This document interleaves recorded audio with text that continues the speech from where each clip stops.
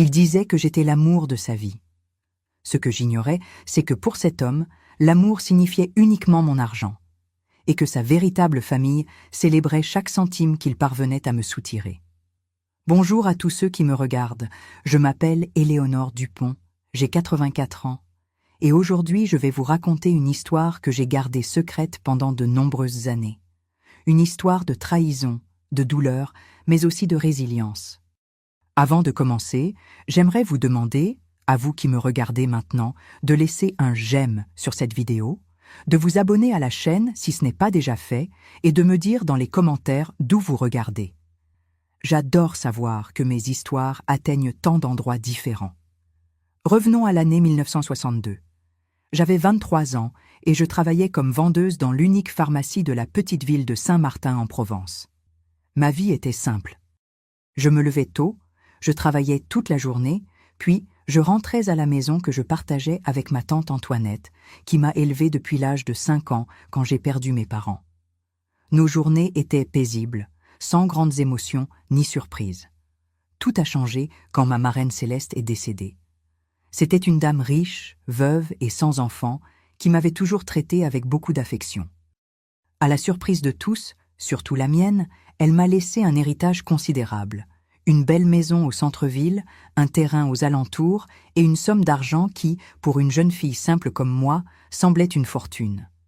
Soudain, je suis devenue la jeune femme la plus convoitée de la ville, non pas pour ma beauté, qui était ordinaire, mais pour ce que je possédais.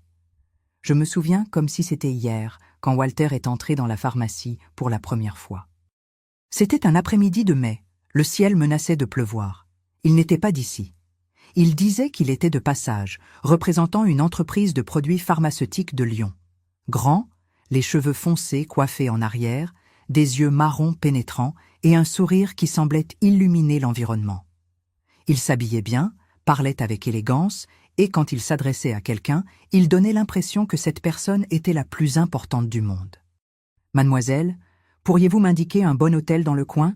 C'est ma première fois dans cette ville. » a-t-il demandé en s'appuyant sur le comptoir et en me regardant droit dans les yeux. Quelque chose dans ce regard m'a coupé le souffle. Aujourd'hui, je sais que tout était calculé, chaque geste, chaque mot, mais à cette époque, je n'étais qu'une jeune provinciale qui croyait connaître le monde. Je lui ai indiqué la pension de Madame Zulmira, le seul logement décent de la ville. Il m'a remercié et, avant de partir, a acheté une eau de Cologne coûteuse, de celle que nous ne vendions habituellement que pour Noël ou lors d'occasions spéciales. Le lendemain, il est revenu, et le jour d'après aussi, toujours avec une excuse différente, toujours avec ce sourire qui semblait réservé qu'à moi. Lors de sa 3e visite, il m'a invité à prendre un café après mon service. J'ai accepté, bien sûr, quelle jeune femme aurait refusé. Au café, il m'a parlé de sa vie. Il a dit qu'il était fils unique, que ses parents étaient décédés, qu'il avait étudié la gestion d'entreprise, mais préférait travailler en voyageant, découvrant de nouveaux endroits. Il parlait avec tant de conviction, avec tant de détails. Comment aurais-je pu soupçonner que chaque mot était un mensonge méticuleusement construit ? En 2 semaines, nous sortions ensemble. Ma tante Antoinette se méfiait de lui. Ce jeune homme est apparu très soudainement, Éléonore. Et pourquoi un homme de la grande ville s'intéresserait-il à une jeune fille simple de province ? Elle s'interrogeait. Mais j'étais amoureuse, aveuglée par l'attention que Walter me donnait. Pour la première fois de ma vie, je me sentais spéciale, désirée. Et, sincèrement, une partie de moi croyait que c'était ma beauté qui l'attirait, pas mon héritage. Après 3 mois d'une relation intense, il m'a demandé en mariage. C'était un dimanche, après la messe. Il s'est agenouillé sur la place de l'église, devant toute la ville, et m'a offert une bague avec une petite pierre qui brillait au soleil. « Éléonore, tu es la femme de ma vie. Je veux construire un avenir à tes côtés. Acceptes-tu de m'épouser ?» a-t-il dit avec des larmes aux yeux. Des larmes fausses, je le sais aujourd'hui, mais qui à ce moment-là me semblaient la preuve définitive de son amour. Le mariage a eu lieu en octobre de cette même année. Ce n'était rien de grandiose. Juste une simple cérémonie dans l'église principale, suivie d'une petite fête dans la salle paroissiale. Walter a insisté pour que nous n'ayons rien d'extravagant. « L'important, c'est notre amour, pas la fête », disait-il. En réalité, Je sais maintenant qu'il voulait éviter d'attirer trop l'attention ou que quelqu'un de son passé puisse le reconnaître. Au début, notre mariage semblait un rêve. Nous avons emménagé dans la maison que ma marraine m'avait laissée. Walter a continué ses voyages commerciaux, mais maintenant, il revenait toujours vers moi. Il m'apportait de petits cadeaux, me racontait des histoires des villes qu'il visitait, faisait des projets pour notre avenir. Je me sentais la femme la plus heureuse du monde. Rapidement, il a suggéré que nous devrions envisager d'investir l'argent de mon héritage.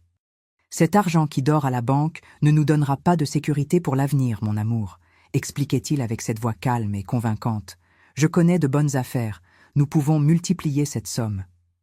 Je lui ai fait entièrement confiance. Après tout, il était mon mari, l'homme qui avait juré de m'aimer et de me protéger devant Dieu. Les voyages professionnels ont commencé à s'allonger. Au début, c'était 2 ou 3 jours, puis une semaine entière. Avec le temps, il durait jusqu'à 15 jours. Je restais seule à la maison, à l'attendre, croyant qu'il travaillait dur pour notre avenir. Il m'écrivait des lettres affectueuses, m'appelait quand il était dans de plus grandes villes qui avaient le téléphone interurbain. Peu à peu, j'ai commencé à remarquer de petits changements dans notre quotidien. Des documents importants de la maison et de l'héritage ont commencé à disparaître du tiroir où nous les gardions. Walter insistait pour que je signe des papiers sans vraiment m'expliquer de quoi il s'agissait. « Ce ne sont que des formalités pour nos investissements, chérie. Tu me fais confiance, n'est-ce pas ?» disait-il en embrassant mon front. Et je signais. Bien sûr que je signais. L'argent du compte joint que nous avions ouvert diminuait rapidement. Quand je le questionnais, Walter avait toujours des explications convaincantes. Nous investissons dans des terrains à Nice, où j'ai acheté des actions d'une entreprise prometteuse. Je n'ai jamais vu ces terrains, jamais reçu de preuves de ces actions, mais je le croyais parce que je voulais le croire, parce que l'amour nous rend stupides, nous fait voir seulement ce que nous voulons voir. Nous avons fêté notre premier anniversaire de mariage en octobre 1963. Pour célébrer, Walter m'a emmené à Paris, quelque chose dont j'avais toujours rêvé. Nous sommes restés dans un hôtel simple, mais pour moi, c'était le paradis. Bientôt nous pourrons séjourner dans les meilleurs hôtels du pays, promettait-il. Nos investissements grandissent, mon amour. Bientôt nous serons très riches. Ce soir-là, pendant que nous dînions dans un restaurant au bord de la Seine, Walter a reçu un appel téléphonique à l'hôtel. Quand il est revenu à la table, il a dit qu'il devait partir le lendemain matin. Un client important à Lyon avait besoin de lui en urgence. Notre week-end romantique s'est terminé avant même de commencer. Je suis rentrée seule à Saint-Martin-en-Provence, triste, mais compréhensive. Après tout, c'était son travail qui nous faisait vivre, n'est-ce pas? Ce que je ne savais pas, c'est que pendant que je voyageais de retour en car, assise à côté d'inconnus et le cœur serré de nostalgie, Walter se dirigeait vers sa véritable maison à Lyon, dans les bras de son épouse Régina et de ses 3 enfants, qui célébraient chaque nouvelle escroquerie réussie du père, qui riait de la provinciale naïve, qui finançait la construction de la villa où ils vivraient bientôt, qui planifiait déjà comment dépenser le reste de mon héritage une fois que tout serait conclu. Mais la vie a ses propres plans, n'est-ce pas? Et la vérité, aussi profondément qu'on essaie de l'enterrer, trouve toujours un moyen de remonter à la surface. Ma découverte viendrait d'une manière que Walter, avec toute sa planification méticuleuse, ne pouvait prévoir. La découverte de la vérité est arrivée comme un coup de tonnerre par un ciel clair. C'était en mars 1964, près d'1 an et demi après notre mariage. L'hiver s'en allait déjà, cédant la place à un printemps précoce qui remplissait de fleurs les jardins de Saint-Martin-en-Provence.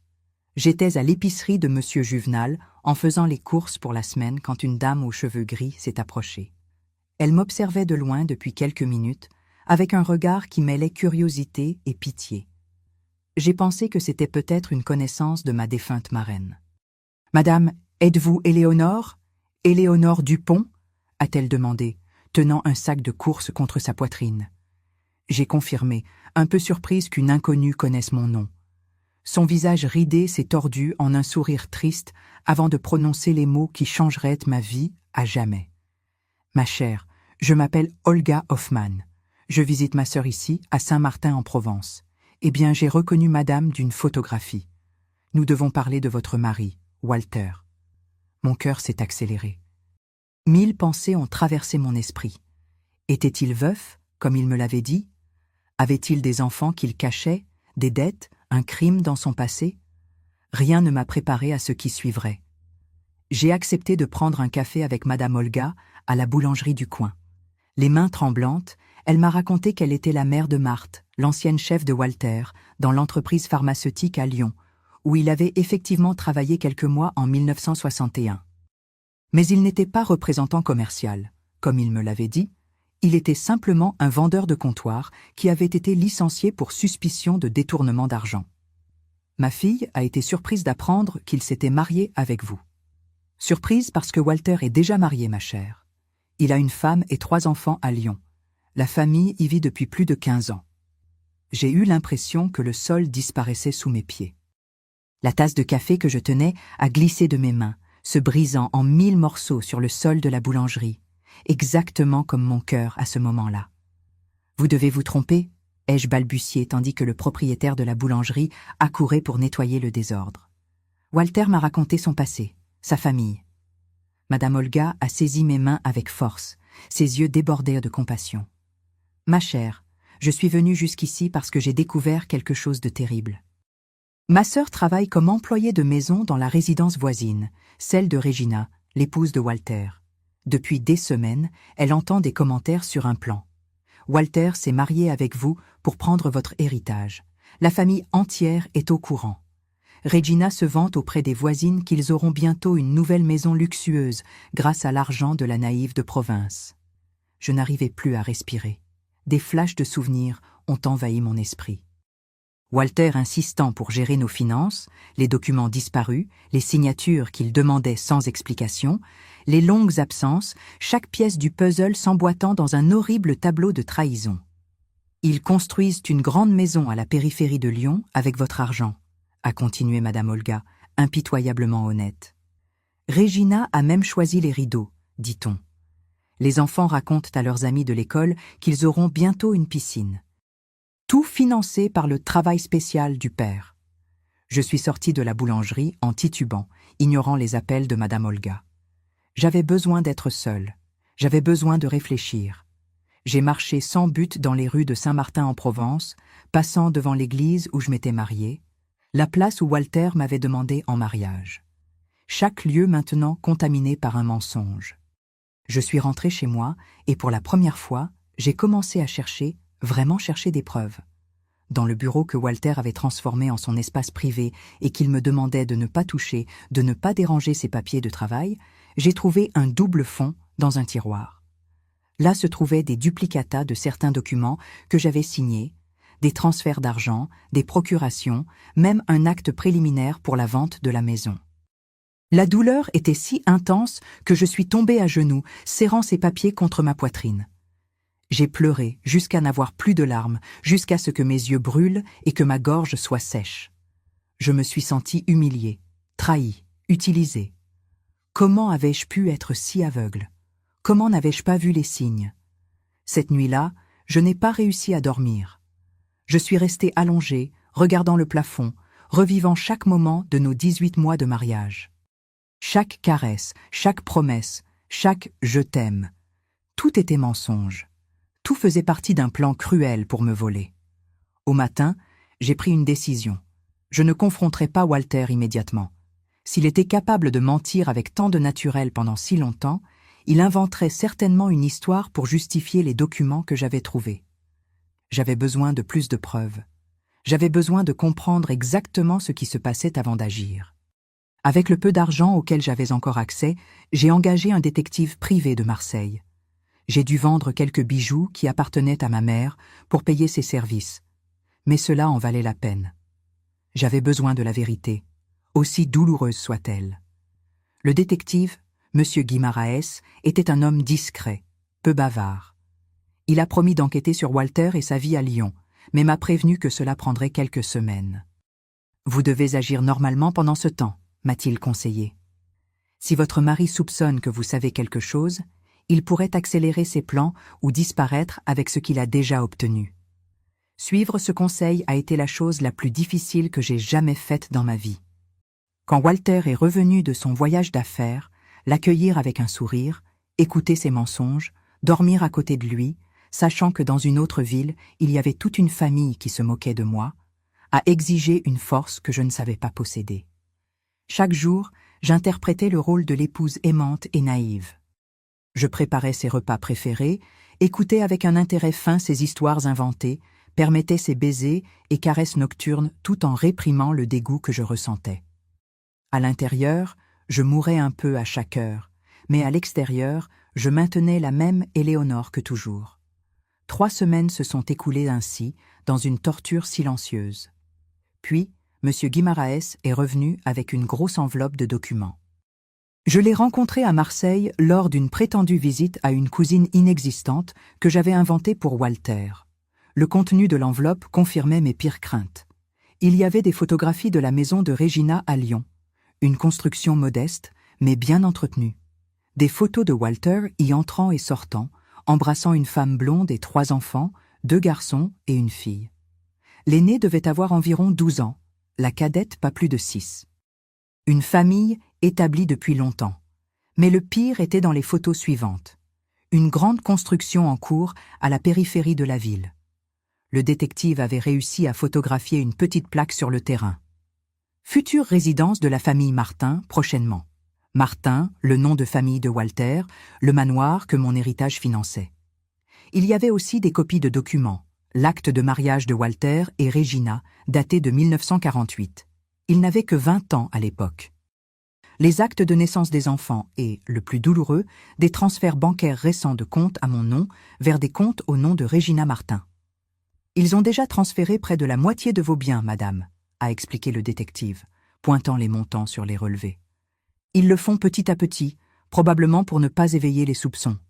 À ce rythme, dans 6 mois de plus, ils auront tout vidé. » J'ai senti une nausée monter dans ma gorge.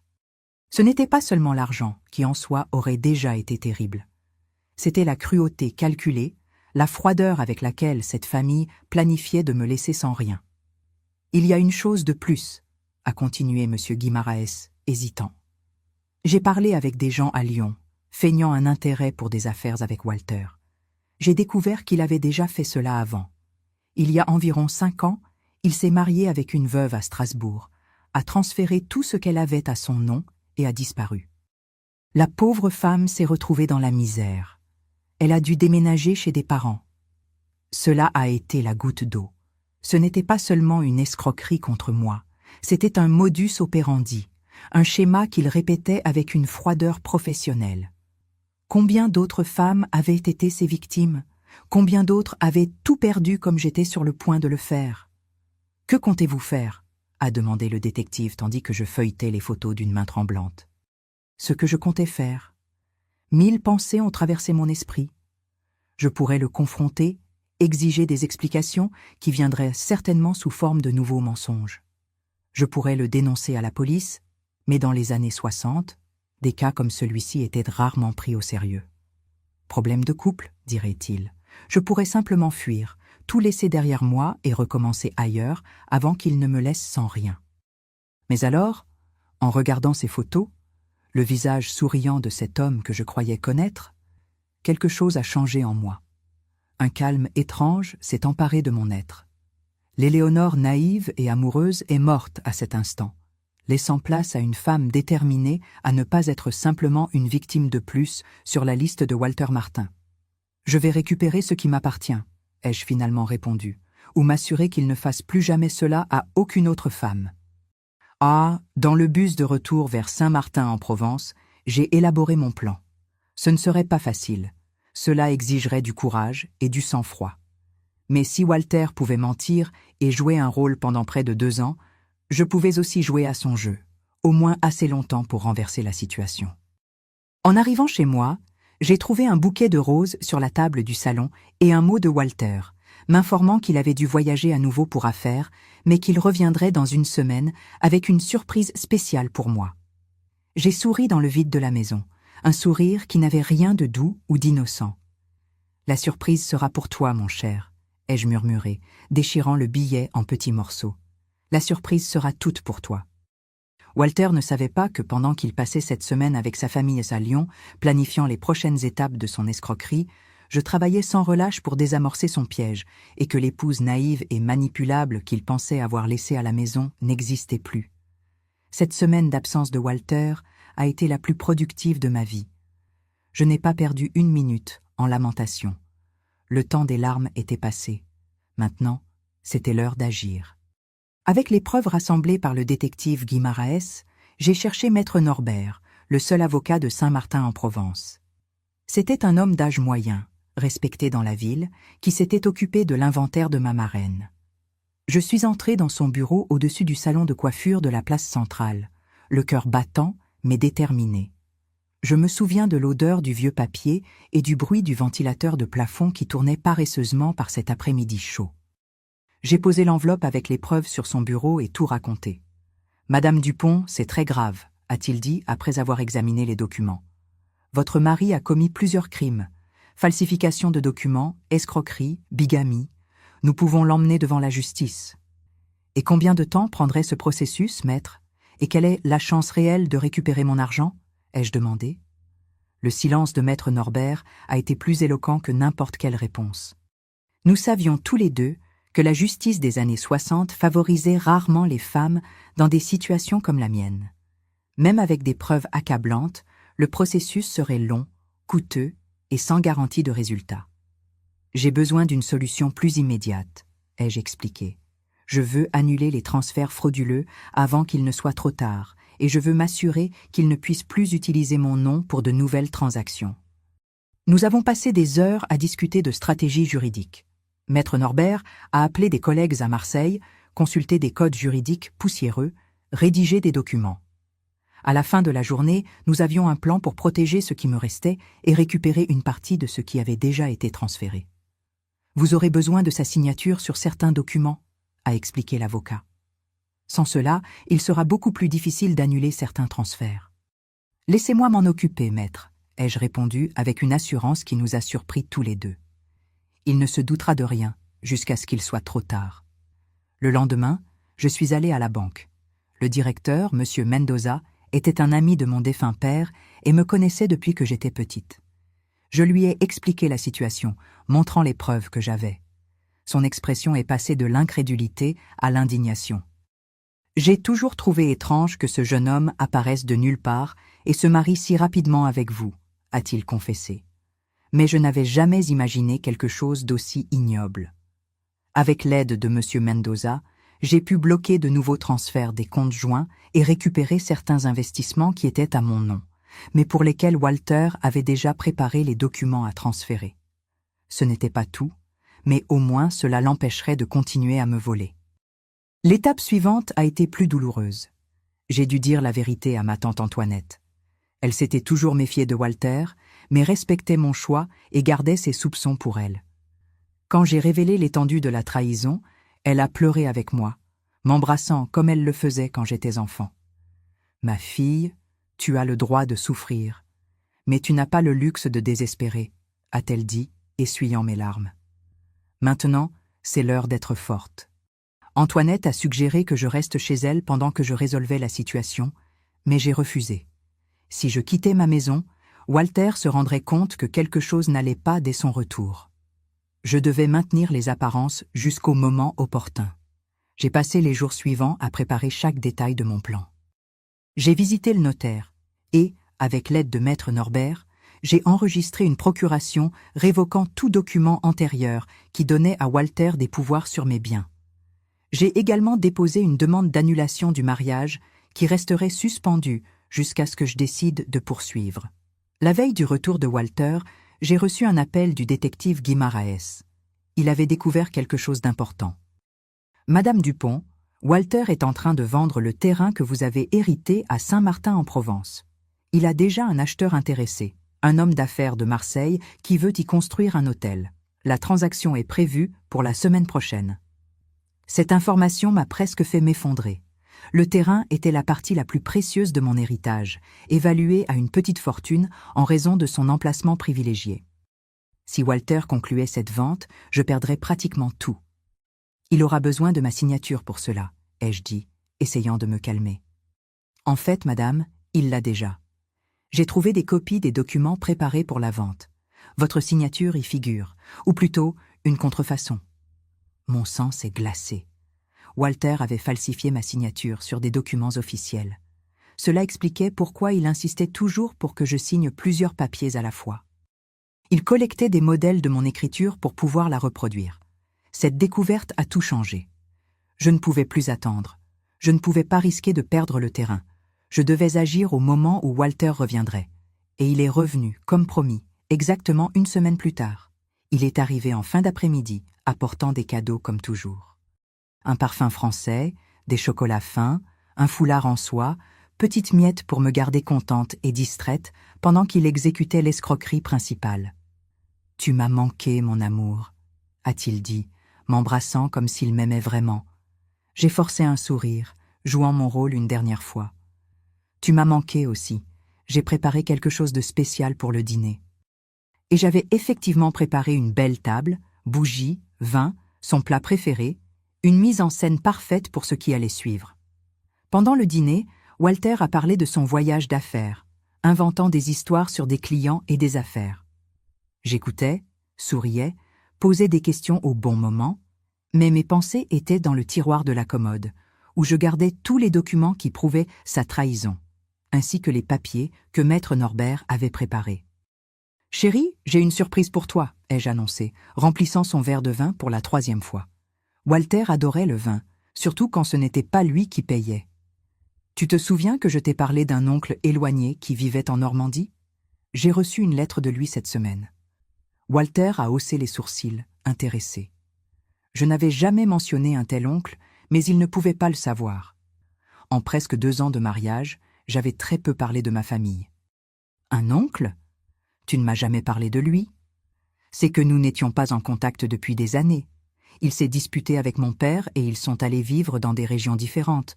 Mais maintenant, il a appris le décès de ma marraine et m'a contacté. « Et quelle surprise a-t-il apporté ?» a demandé Walter, les yeux brillants d'une convoitise à peine dissimulée. Il m'a laissé un héritage, bien plus grand que celui de ma reine céleste. Des terres à Caen, une maison à Rouen et une somme d'argent considérable. J'ai vu l'éclat dans ses yeux s'intensifier. C'était comme un prédateur flairant une proie facile. À ce moment, toute la douleur que j'avais ressentie s'est transformée en une détermination froide. Cet homme ne me détruirait pas. Je ne serais pas une de plus sur la liste des femmes qu'il avait ruinées.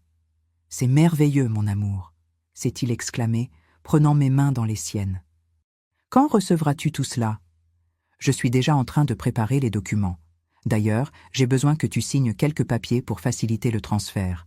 Comme nous sommes mariés, l'avocat a dit que cela faciliterait le processus. »« bien sûr, je peux signer tout de suite. » Son anxiété était presque comique. Je me suis levée et suis allée dans la chambre, revenant avec un dossier de documents. Je l'ai posé sur la table et j'ai sorti les premiers papiers, exactement ceux que Maître Norbert avait préparés pour annuler les transferts frauduleux et bloquer toute tentative future de manipulation de mes biens. Walter n'a même pas lu. Il était tellement excité par la perspective d'une nouvelle fortune à voler qu'il a signé tout ce que j'ai mis devant lui, page après page. Quand il a terminé, j'ai soigneusement rangé les documents dans le dossier. « C'est tout ?» a-t-il demandé, déçu que cela se soit terminé si vite. « Presque tout. Il manque juste une chose. » Je suis retournée dans la chambre et suis revenue avec la grande enveloppe que le détective Guimaraes m'avait remise. Je l'ai posée sur la table et l'ai poussée vers Walter. « Qu'est-ce que c'est ?» a-t-il demandé, curieux. « Ouvre et découvre. » Avec un sourire confiant, il a ouvert l'enveloppe. Son visage a changé au fur et à mesure qu'il examinait le contenu. Les photographies de lui avec Regina et les enfants, la maison à Lyon, la construction du manoir, les documents du mariage antérieur, les transferts bancaires, tout. « Éléonore, je peux expliquer », a-t-il commencé, mais sa voix affaiblit. Pour la première fois depuis que je le connaissais, Walter Martin était sans mots. « Il n'y a rien à expliquer », ai-je interrompu, étonnamment calme. « Je sais tout sur Regina, sur tes enfants, sur la maison que vous construisez avec mon argent. Je sais sur la veuve de Strasbourg que tu as ruinée. Je sais sur les falsifications de ma signature. Je sais que tu es en train de vendre mon terrain la semaine prochaine. » Walter a pâli. Il a essayé de se lever, mais ses jambes semblaient ne pas répondre. Que comptes-tu faire » a-t-il balbutié. J'ai déjà fait. Les papiers que tu viens de signer si avidement, ils n'ont rien à voir avec l'héritage d'un oncle. Tu viens de signer le retour de tous les biens que tu m'as volés, la révocation de toute procuration antérieure et la confession de plusieurs crimes, y compris la falsification et l'escroquerie. Il est resté silencieux quelques secondes, traitant l'information. Puis, son visage s'est tordu en un masque de fureur. Il s'est levé brusquement, renversant la chaise. « Petite maligne, tu crois que tu peux me tromper comme ça? Je vais t'anéantir. » Il a avancé vers moi, les poings serrés. Je n'ai pas bougé. Je savais qu'il n'aurait pas le courage de m'agresser physiquement, non par considération, mais par peur des conséquences. « Frappe-moi, Walter », ai-je défié. « Ajoute l'agression à la liste des crimes. » Maître Norbert attend mon appel, confirmant que j'ai remis les documents. Si je n'appelle pas dans les 30 prochaines minutes, il ira directement à la police avec toutes les preuves. Walter s'est arrêté à quelques centimètres de moi. Son visage rouge de colère, les yeux injectés de sang. Pendant un moment, j'ai pensé qu'il allait vraiment m'agresser. Mais alors j'ai vu quelque chose que je n'avais jamais vu dans ses yeux auparavant. La peur. « Tu ne comprends pas » a-t-il essayé, changeant de stratégie. « Regina ne signifie rien pour moi. Je me suis mariée avec elle très jeune. C'était une erreur. C'est toi que j'aime vraiment, Éléonore. Nous pouvons résoudre cela. » J'ai ri amèrement. « L'amour, tu ne sais pas ce que c'est. Pour toi, l'amour n'est qu'un outil, un appât pour attirer tes victimes. » J'ai marché jusqu'à la porte et l'ai ouverte. « Tu as 24 heures pour quitter ma maison et ma vie. Prends seulement tes vêtements et tes effets personnels. Si tu touches à quoi que ce soit d'autre, si tu essaies une autre escroquerie, si tu menaces même de revenir, ces preuves iront directement à la police, aux journaux et à ta chère famille à Lyon. »« Tu ne peux pas faire ça, » a-t-il protesté, l'arrogance revenant. « Je suis ton mari. »« En fait, non.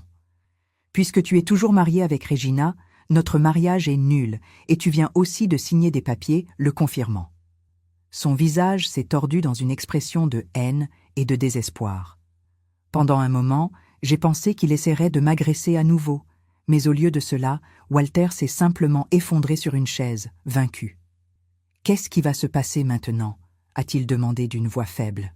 « Tu vas partir loin d'ici et ne jamais essayer de me contacter ou de t'approcher de quoi que ce soit qui m'appartienne. En échange, je n'enverrai pas ces preuves aux autorités. Et Regina, mes enfants ?» J'ai ressenti une pointe de pitié pour les enfants. Il n'était pas responsable d'avoir un père comme lui, mais je me suis souvenu que toute la famille était impliquée dans l'escroquerie, même les petits, riant de la naïve de province. C'est ton problème. Je te suggère de trouver un vrai emploi pour les entretenir au lieu de vivre aux dépens de femmes innocentes. Cette nuit-là, j'ai dormi dans la chambre d'amis, verrouillée de l'intérieur. Au petit matin, j'ai entendu Walter fouiller dans la maison, probablement à la recherche d'argent ou d'objets de valeur à emporter, mais j'avais déjà caché tout ce qui était important. Quand je me suis réveillée le lendemain matin, il était déjà parti. Il avait laissé seulement un billet froissé sur la table de la cuisine. Tu le regretteras. Je n'ai pas été effrayée. Je savais que ce n'était que le dernier souffle d'un homme vaincu. Dans les jours qui ont suivi, j'ai réorganisé ma vie. Avec l'aide de Maître Norbert, j'ai réussi à annuler la plupart des transferts frauduleux. Je n'ai pas tout récupéré. Une partie de l'argent avait déjà été dépensée pour la construction du fameux manoir, mais j'ai sauvé suffisamment pour recommencer. Le plus difficile a été d'affronter les regards et les commérages de la petite Saint-Martin en Provence. Tous voulaient savoir pourquoi le mari parfait était parti si soudainement. J'ai inventé une histoire sur une offre de travail irrésistible à l'étranger qu'il avait reçue. Peu y ont cru, mais personne n'a osé me questionner directement. En juin 1964, 3 mois après le départ de Walter, j'ai appris que la construction du manoir à Lyon avait été bloquée faute de paiement. Le détective Guimaraes, que j'avais gardé engagé par précaution, m'a informé que Regina et les enfants restaient dans l'ancienne maison et que Walter avait disparu. Apparemment, il avait des dettes avec des personnes dangereuses dans la ville, de l'argent qu'il avait probablement emprunté pour maintenir les apparences pendant qu'il exécutait son escroquerie contre moi. C'est à ce moment-là, en regardant le rapport final du détective, que j'ai réalisé que ce chapitre de ma vie était terminé. Walter et sa trahison n'étaient désormais qu'une cicatrice douloureuse, mais fermée, et j'étais libre d'écrire une nouvelle histoire. Juillet 1964 a marqué le début de ma nouvelle vie. Après la disparition de Walter, j'ai passé des semaines à réorganiser non seulement mes finances, mais aussi mes pensées. Les nuits étaient longues, le silence de la maison parfois assourdissant. Il y avait des moments où, même en connaissant toute la vérité, sa présence me manquait. Pas l'homme réel, cet escroc cruel, mais l'illusion que j'avais aimée, le mari qui n'existait que dans mon imagination. Un après-midi, en rangeant la chambre pour éliminer les derniers vestiges de lui, j'ai trouvé une boîte avec des photographies de notre mariage. J'ai regardé cette jeune femme de 23 ans, radieuse dans sa simple robe blanche, les yeux brillants d'espoir. À ses côtés, un homme souriant, jouant le rôle de sa vie. Pendant un instant, j'ai voulu déchirer ces photos, les brûler jusqu'à ce qu'il n'en reste rien. Mais j'ai décidé de les garder. Pas par nostalgie ou amour, mais comme un rappel. Un rappel que jamais je ne permettrai à quiconque de me manipuler à nouveau. Cette Éléonore est morte, ai-je dit au miroir ce soir-là. Il est temps de découvrir qui je suis maintenant.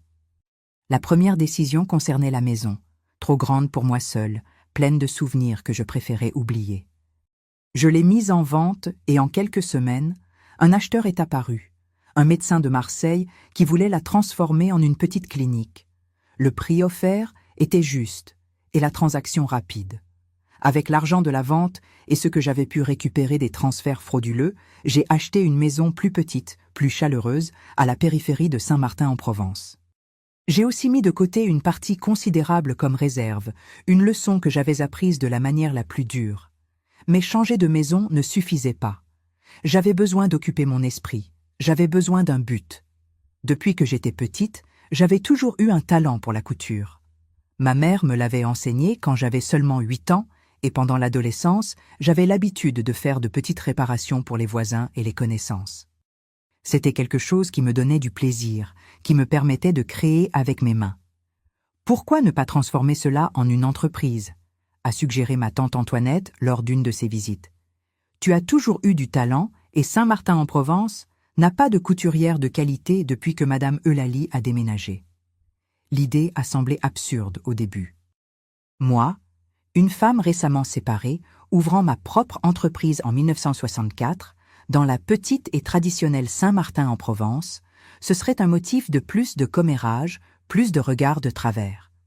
Mais plus j'y pensais, plus l'idée m'attirait.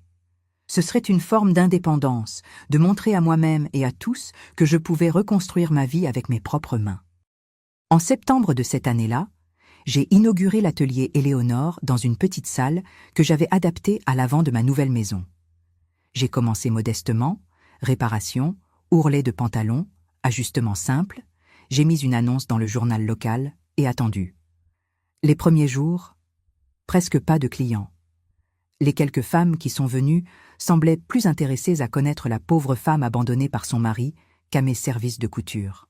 « Ça va passer, ma fille », me consolait tante Antoinette. « Bientôt ils verront ton talent et oublieront les commérages. » Elle avait raison. Peu à peu, la qualité de mon travail a commencé à parler plus fort que les rumeurs. Une cliente satisfaite en amenait une autre. Bientôt, en plus des réparations, j'ai commencé à recevoir des commandes pour de nouveaux vêtements, des robes pour les occasions spéciales, des costumes pour les hommes de la ville, des vêtements d'enfants pour la première communion. Le véritable tournant est arrivé en décembre 1964. Madame Hélène, épouse du maire, a commandé une robe pour la fête de Noël de la mairie. C'était une femme exigeante, connue pour son goût raffiné et pour les vêtements qu'elle faisait faire à Marseille. J'ai travaillé jour et nuit sur cette robe, appliquant toutes mes connaissances et ma créativité. Quand elle a essayé la pièce finalisée et s'est regardée dans le miroir, ses yeux ont brillé. « Éléonore, c'est magnifique. Même à Marseille, je n'ai pas trouvé quelque chose comme ça. » À la fête de Noël, tout le monde a commenté la robe de Madame Hélène. Le lendemain, mon atelier était plein de dames voulant commander des vêtements similaires. Soudain, je n'étais plus la pauvre abandonnée, mais la couturière talentueuse de Saint-Martin en Provence. Avec l'augmentation de la demande, j'ai dû embaucher de l'aide. Julie, une jeune fille de 17 ans qui venait de terminer le lycée, est devenue ma première assistante. Je lui ai enseigné tout ce que je savais et bientôt elle gérait son propre ensemble de clientes. Dans les mois suivants, j'ai embauché 2 autres jeunes filles. Le petit atelier à l'avant de ma maison n'était plus suffisant. En 1966, avec l'entreprise prospérant, j'ai loué une plus grande salle dans la rue principale de la ville. C'était maintenant un établissement réel, avec vitrines, salle d'essayage et espace pour 4 couturières travaillant simultanément. Je l'ai appelée Maison de couture Éléonore. Je n'avais pas d'imagination pour des noms plus élaborés, mais la simplicité a joué en ma faveur. C'est à cette époque que j'ai commencé à remarquer un changement sur le marché. Les magazines de mode qui arrivaient de Paris et de Lyon montraient des tendances plus modernes, plus audacieuses. Les années 60 apportaient des nouveautés comme les mini-jupes, les imprimés psychédéliques, des couleurs vives, et mes clientes, même les plus conservatrices de Saint-Martin en Provence, commençaient à s'intéresser à ces nouveautés. J'ai perçu une opportunité. Au lieu de simplement copier des modèles de magazines, j'ai commencé à créer mes propres interprétations des tendances. Des robes qui maintenaient l'élégance traditionnelle, mais avec des touches modernes. Des jupes qui n'étaient pas aussi courtes que les mini-jupes des magazines, mais qui apportaient une fraîcheur juvénile. J'ai créé une identité propre pour mes créations, quelque chose qui mélangeait le traditionnel de la province avec la modernité des capitales. Le succès a été immédiat.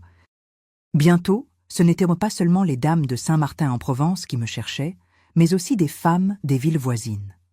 En 1968, j'ai reçu ma première cliente de Marseille, une professeure d'université qui avait entendu parler de mon travail par une amie.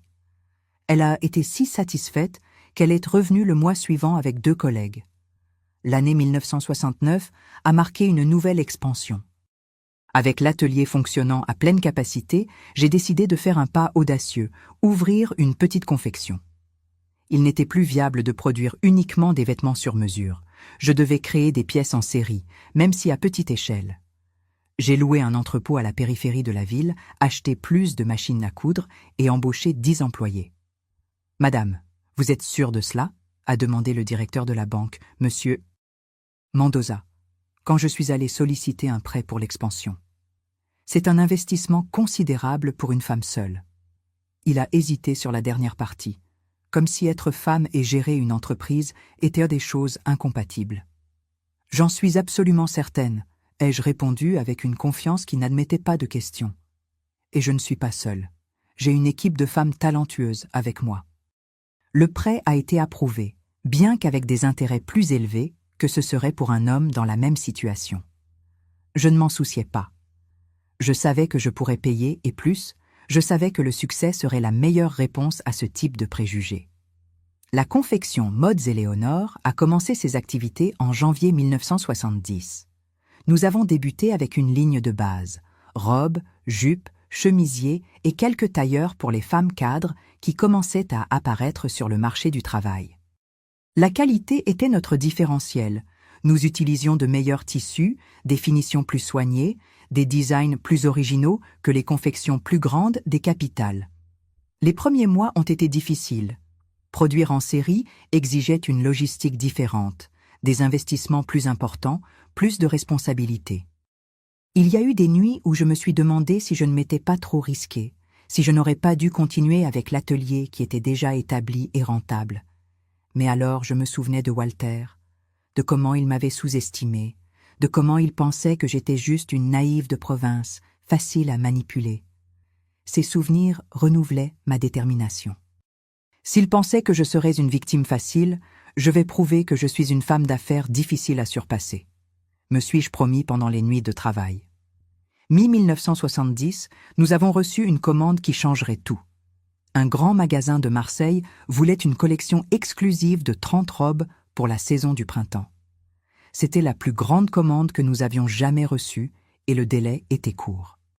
Nous avons travaillé jour et nuit, toutes les employées faisant des heures supplémentaires, moi-même coupant des tissus et supervisant chaque détail. Nous avons livré les robes 2 jours avant l'échéance. Une semaine plus tard, la gérante du magasin a appelé. Tous les modèles avaient été vendus en 3 jours. Il voulait en commander d'autres, le double de la quantité pour la prochaine saison. La nouvelle s'est rapidement répandue dans le petit monde de la mode de la Provence. D'autres grands magasins ont pris contact voulant connaître nos pièces. En décembre de cette année-là, nous produisions pour 5 établissements différents, y compris une boutique sophistiquée à Nice. 1971 a apporté de nouvelles expansions. J'ai embauché 15 employés supplémentaires, acheté des équipements plus modernes. J'ai agrandi l'espace de la confection. J'ai également embauché une jeune styliste récemment diplômée de Paris pour m'aider avec les créations. Je ne pouvais plus tout faire seule. « Vous êtes en train de construire un empire, Madame Éléonore », a commenté Julie, ma première assistante, qui était maintenant responsable de production. Qui aurait dit que de cette petite salle à l'avant de votre maison naîtrait tout cela? Qui l'aurait dit, en effet? Parfois, je me surprenais moi-même en visitant l'usine et en voyant tant de femmes travaillant, tant de machines fonctionnant, tant de pièces étant produites avec l'étiquette « Mode Éléonore ». C'était un sentiment indescriptible de fierté, pas seulement pour le succès matériel, mais pour avoir transformé une tragédie personnelle en quelque chose de positif qui générait des emplois et soutenait des familles. En 1972, à 33 ans, j'étais officiellement une femme d'affaires prospère. Mode Éléonore n'était plus seulement une confection locale. Nos produits atteignaient 3 régions du sud de la France. J'avais une équipe de près de 40 employés, un département de création avec 3 stylistes et des plans pour ouvrir une boutique en propre à Marseille. C'est cette année-là que j'ai reçu une visite inattendue. J'étais dans le bureau de l'usine en train de réviser les modèles pour la collection d'hiver quand ma secrétaire a annoncé « Madame Éléonore, il y a une dame appelée Régina Martin qui veut vous parler. » Le nom m'a frappé comme un coup de poing à l'estomac. Régina Martin, l'épouse de Walter, la femme qui était prête à ruiner ma vie pour construire son manoir de rêve. Pendant un moment, j'ai pensé à la renvoyer. Quel droit avait-elle de se présenter là, après tout? Mais la curiosité l'a emportée. J'ai demandé qu'on la fasse entrer. La femme qui est entrée dans mon bureau n'était pas la Régina que j'avais imaginée basée sur les photographies du détective. Celle-là avait été une femme blonde, belle, d'apparence prospère. Celle-ci était une ombre trop maigre, cheveux ternes, cernes profonds, vêtements simples et usés. Les années n'avaient pas été gentilles avec elle. « Madame Éléonore », a-t-elle commencé, la voix tremblante. « Je sais que je n'ai pas le droit d'être ici, mais… » Je ne l'ai pas laissée terminer, non par colère, mais parce que j'ai réalisé qu'elle était sur le point de s'effondrer. J'ai offert une chaise, un verre d'eau. Pendant quelques minutes, nous sommes restés en silence, nous observant simplement. 2 femmes dont les vies avaient été unies et transformées par le même homme de manière si différente. « Walter nous a abandonnés », a-t-elle finalement dit. Peu après ce qui s'est passé avec vous, il a découvert que la police le recherchait pour d'autres fraudes, a pris le peu d'argent que nous avions et a disparu. Je suis seule avec les enfants depuis presque 8 ans. Je n'ai pas ressenti la satisfaction que j'avais imaginé éprouver en entendant cela. Seulement une tristesse pesante pour la destruction que cet homme avait causée à tant de vies, y compris celle de ses propres enfants. « Pourquoi êtes-vous venu me chercher ?» ai-je demandé, essayant de garder la voix neutre. « Pourquoi ? Parce que j'ai besoin de travail ?» a-t-elle répondu, les yeux fixés au sol. « Personne à Lyon ne veut m'embaucher. Tous savent qui je suis, ce que nous avons fait. J'ai appris que vous avez une usine qui emploie beaucoup de femmes. J'ai pensé que peut-être… » Cet après-midi de 1972, j'ai pris une décision qui m'a surprise moi-même. J'ai offert un emploi à Régina, pas à Saint-Martin-en-Provence, où sa présence causerait des commérages et rouvrirait des blessures, mais dans la nouvelle filiale que nous étions en train d'ouvrir à Avignon. Un nouveau départ pour elle, loin du passé, loin des souvenirs de Walter. « Pourquoi ?» a-t-elle demandé, incrédule. « Après tout ce que nous vous avons fait… » « Je ne fais pas cela pour vous, » ai-je répondu honnêtement. « Je le fais pour vos enfants qui n'ont pas demandé à avoir un père comme Walter. Et je le fais pour moi. Parce que j'ai appris que la meilleure vengeance est de vivre bien, de construire quelque chose de positif à partir de la destruction qu'il a essayé de causer. Quand Régina a quitté mon bureau cet après-midi-là, j'ai senti un poids quitter mes épaules. Un chapitre qui était entrouvert se fermait enfin. Walter Martin, l'homme qui avait failli me détruire, était devenu insignifiant.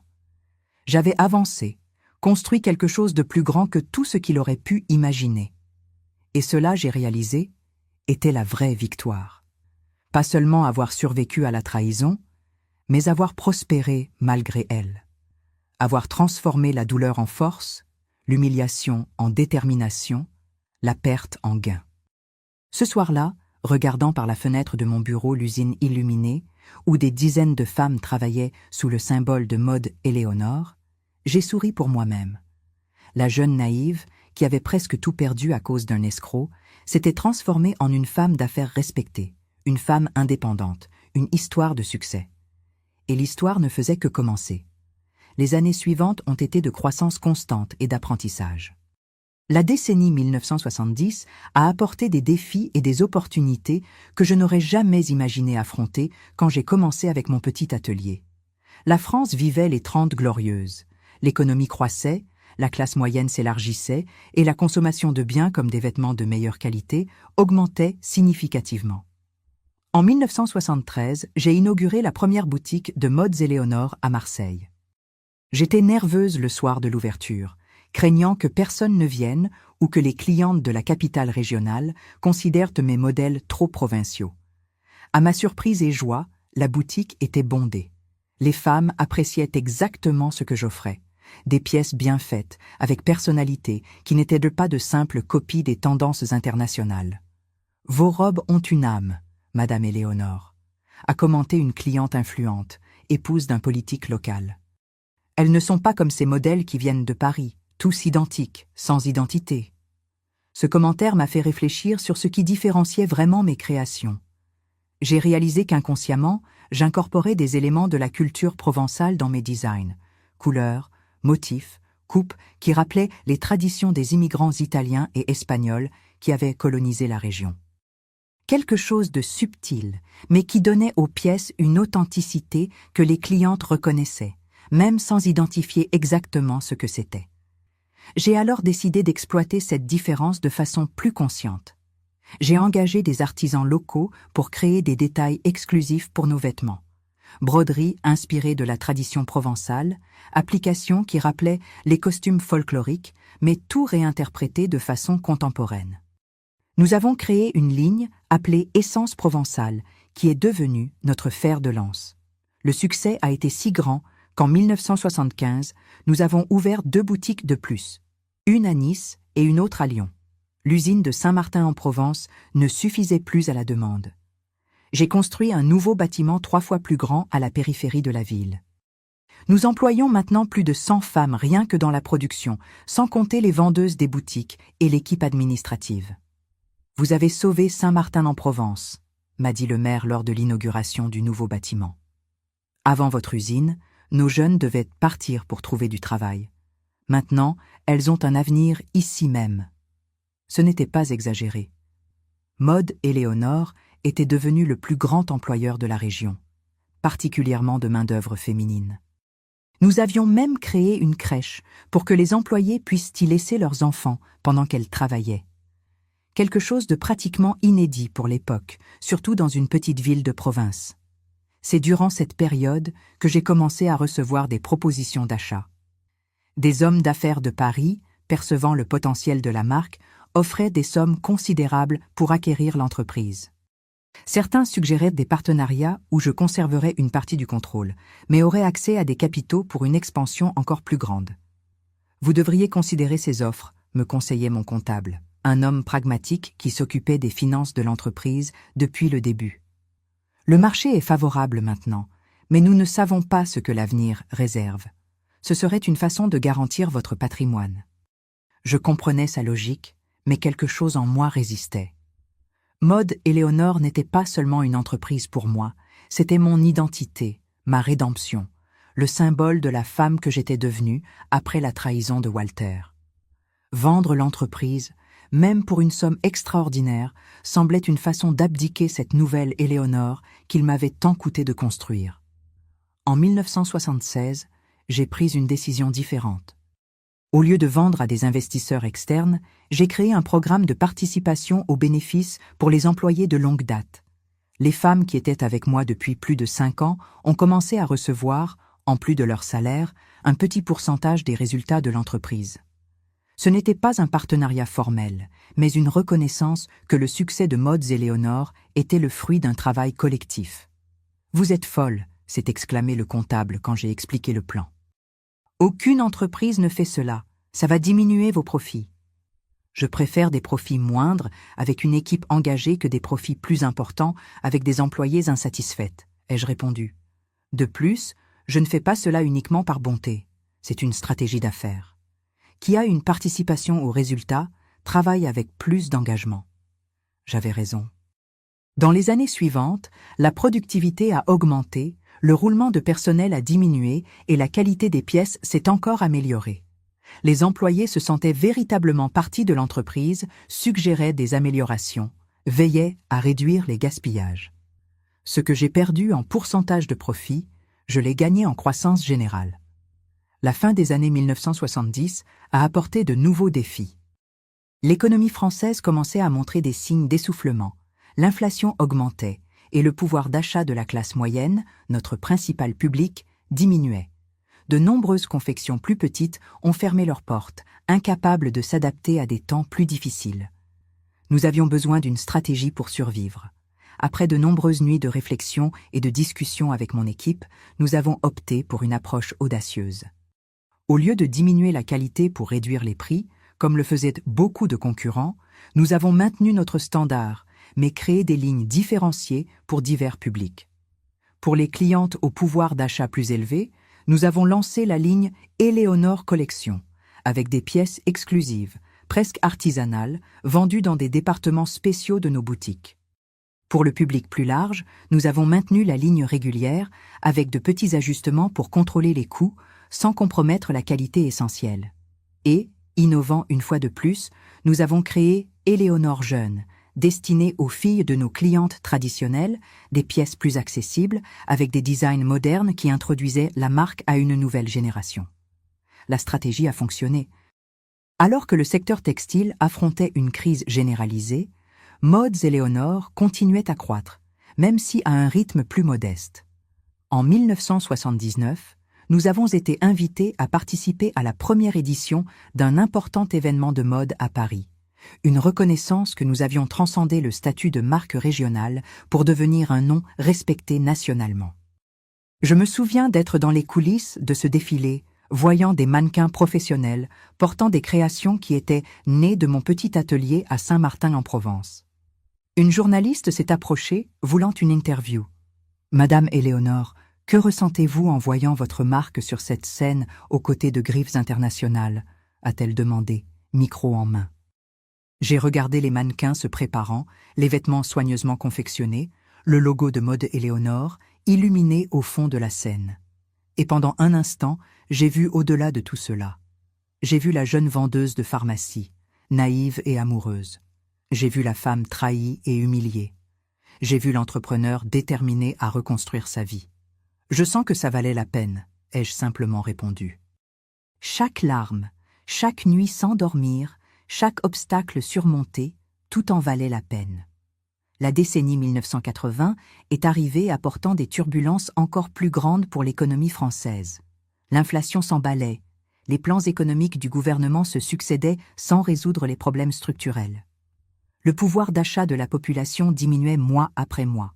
Pour une entreprise du secteur vestimentaire, c'était des temps particulièrement difficiles. Beaucoup de collègues entrepreneurs ont fermé leurs portes, incapables de faire face aux coûts croissants de production et à la réduction des ventes. D'autres ont vendu à des groupes plus grands, à des prix bien inférieurs à ce qu'ils valaient des années auparavant. La pression pour que je fasse de même augmentait. « Madame Éléonore, vous avez construit quelque chose d'admirable, mais peut-être est-ce le moment de garantir ce que vous avez conquis ?»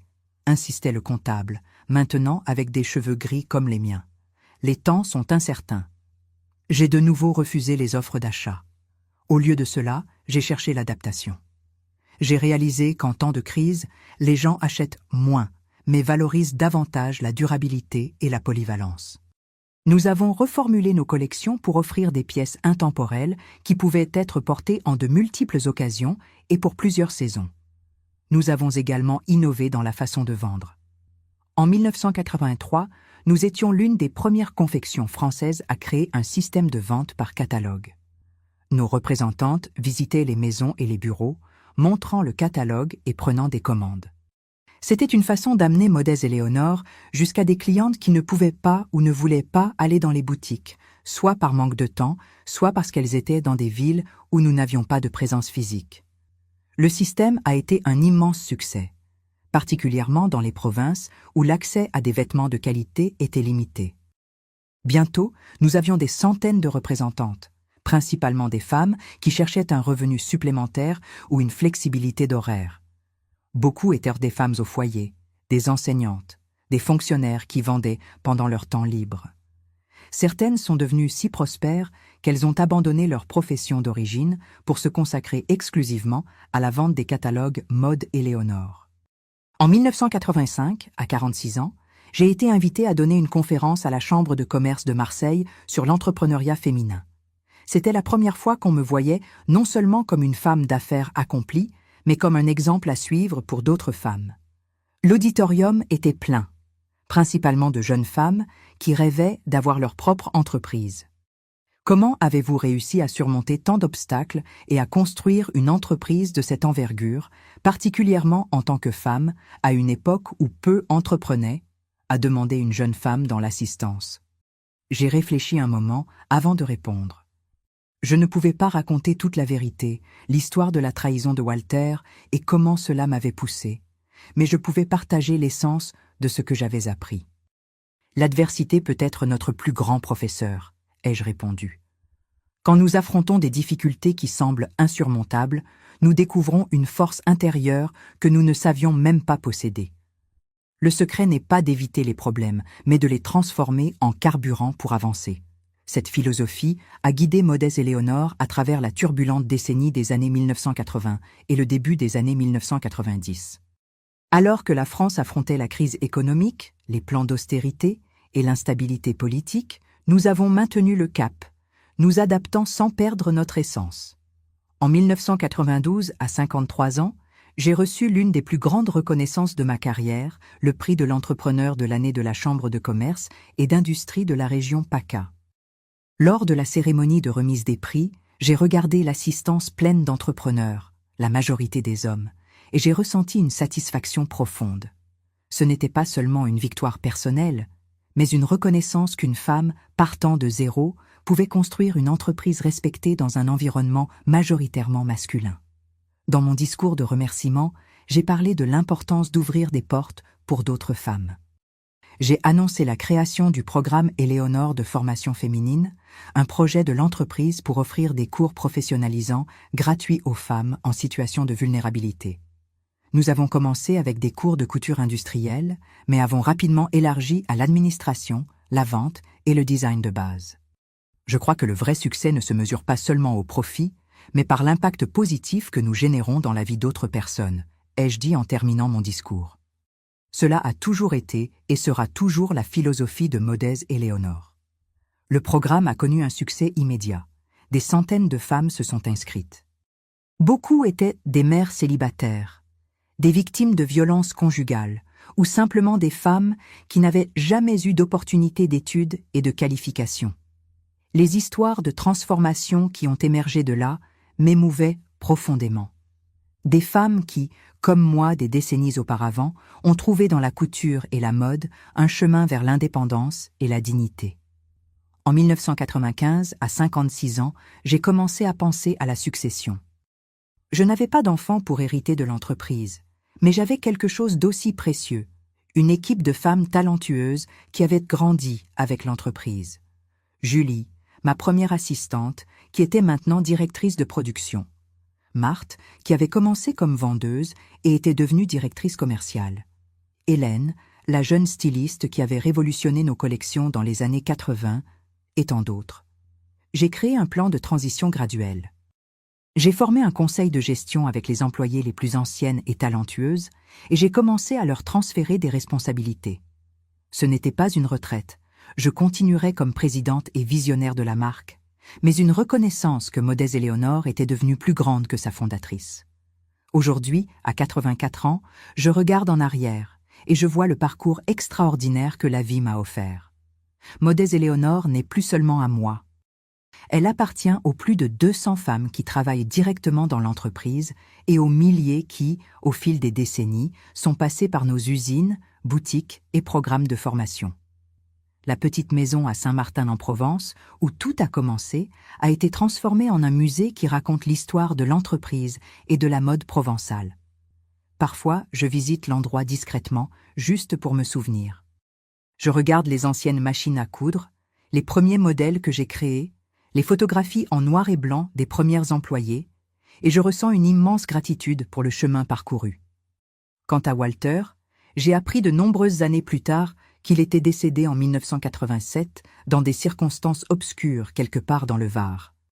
Je n'ai ressenti ni joie, ni tristesse à cette nouvelle, juste la constatation que cet homme, qui un jour avait eu tant de pouvoir sur ma vie, était devenu insignifiant. Sa tentative de me détruire a fini par être le catalyseur de ma transformation et de mon succès. Regina a continué à travailler dans nos usines jusqu'à sa retraite.